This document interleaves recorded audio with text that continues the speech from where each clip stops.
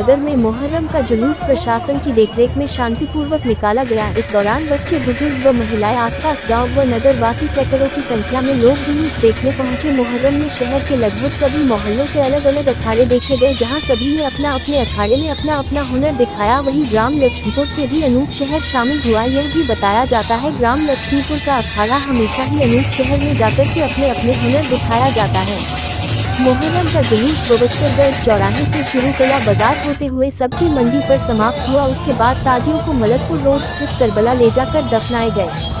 Advocate Javed Akhtar साहब ने बताया, आज से लगभग 1400 साल पहले तारीख इस्लाम में करबला की जंग हुई थी। यह जंग जुल्म के खिलाफ इंसाफ के लिए लड़ी गई थी। इस्लाम धर्म के पवित्र मदीना से कुछ दूर शाम में मुआविया नामक शासक का दौर था। मुआविया की मृत्यु के बाद शाही वारिस के रूप में यजीद, जिसमें सभी अब्दुल मौजूद थे, वह शाम की गद्दी पर बैठा। यजीद चाहता था कि उसके गद्दी पर बैठने की पुष्टि इमाम हुसैन करे, क्योंकि वह मोहम्मद साहब के नवासे हैं और उनका वहाँ के लोगों पर उनका अच्छा प्रभाव है। यजीद जैसे शख्स को इस्लामी शासक मानने से हजरत मोहम्मद के घराने ने साफ इनकार कर दिया था, क्योंकि यजीद के लिए इस्लामी मूल्यों की कोई कीमत नहीं थी। यजीद की बात मानने से इनकार करने के साथ ही उन्होंने यह भी फैसला लिया कि अब वह अपने नाना हजरत मोहम्मद साहब का शहर मदीना छोड़ देंगे, ताकि वहां अमन कायम रहे। इमाम हुसैन हमेशा के लिए मदीना छोड़कर परिवार और कुछ चाहने वालों के साथ इराक की तरफ जा रहे थे, लेकिन करबला के पास यजीद की फौज ने उनके काफिले को घेर लिया। यजीद ने उनके सामने शर्तें रखी, जिन्हें इमाम हुसैन ने मानने से साफ इनकार कर दिया। शर्त नहीं मानने के एवज में यजीद ने जंग करने की बात रखी। यजीद से बात करने के दौरान इमाम हुसैन इराक के रास्ते में ही अपने काफिले के साथ फुरात नदी के किनारे तंबू लगाकर ठहर गए, लेकिन यजीदी फौज ने इमाम हुसैन के तंबुओं को फुरात नदी के किनारे से हटाने का आदेश दिया और उन्हें नदी से पानी लेने की इजाजत तक नहीं दी।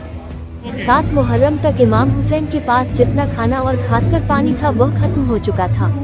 इमाम सब्र से काम लेते हुए जंग को टालते रहे। 7 से 10 मुहर्रम तक इमाम हुसैन, उनके परिवार के मेंबर और अनुयायी भूखे प्यासे रहे। चांद की 10 तारीख मुहर्रम को इमाम हुसैन की तरफ एक एक करके गए हुए शख्स ने यजीद की फौज से जंग की। जब इमाम हुसैन के सारे साथी शहीद हो चुके थे, तब असर दोपहर की नमाज के बाद इमाम हुसैन खुद गए और वह भी शहीद हो गए। इस जंग में इमाम हुसैन का एक बेटे जैनुल आबिदीन जिंदा बचे, क्योंकि 10 तारीख मुहर्रम को वह बीमार थे और बाद में उन्हीं से मोहम्मद साहब की खूनी चली। इस कुर्बानी की याद में मुहर्रम मनाया जाता है। करबला का यह वाक़या इस्लाम की हिफाजत के लिए हजरत मोहम्मद के घराने की तरफ से दी गई कुर्बानी है।